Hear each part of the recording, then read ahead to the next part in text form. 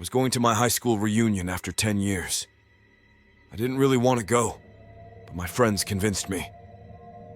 The reunion was in August at a nice place. I hadn't seen most of these people in a long time, except for a few friends. I didn't like a lot of people from high school, and I thought talking to 100 people I hadn't seen in 10 years sounded terrible.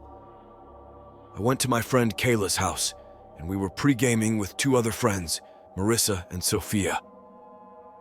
We called an Uber to take us to the reunion, which started at 8 o'clock. We got there at 9 o'clock, and it was more crowded than I expected. There were around 80 to 100 people.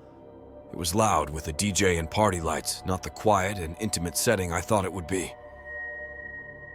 I sat with some girls from high school at a table with about 10 people. As my friends got drunk and mingled, I felt awkward being alone. I noticed a guy I didn't recognize from another table looking at me. When we made eye contact, he walked over. He introduced himself as Connor and immediately started hitting on me. He said he transferred to our school in senior year. We talked, and he asked for my number. Afterward, I felt alone again and wanted to leave. Connor texted, asking if I needed a ride home, and I said yes.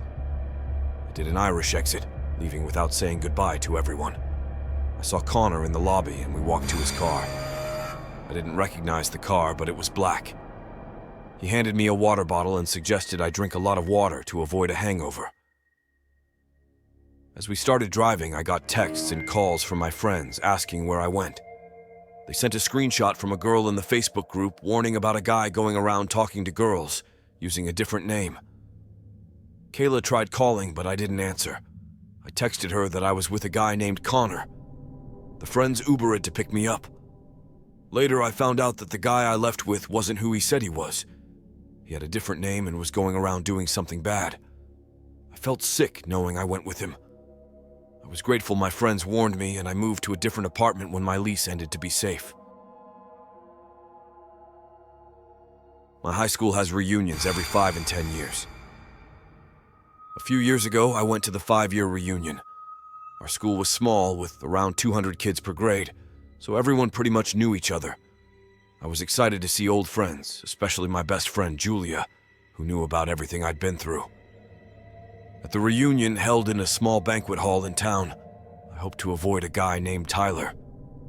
We had a history from senior year, where he turned aggressive and threatened me. Tyler was friends with some odd kids from high school, and many people disliked him for harassing me. I hoped he wouldn't be at the reunion. Julia and I arrived, said hi to people, and tried to enjoy the night. Unfortunately, Tyler showed up, tapped my shoulder, and wanted to talk. I tried to avoid him, but he grabbed my shoulder and got aggressive. After a tense moment, he walked away, but the encounter ruined the night for me. Later, I saw him with an old high school friend and hoped he left early.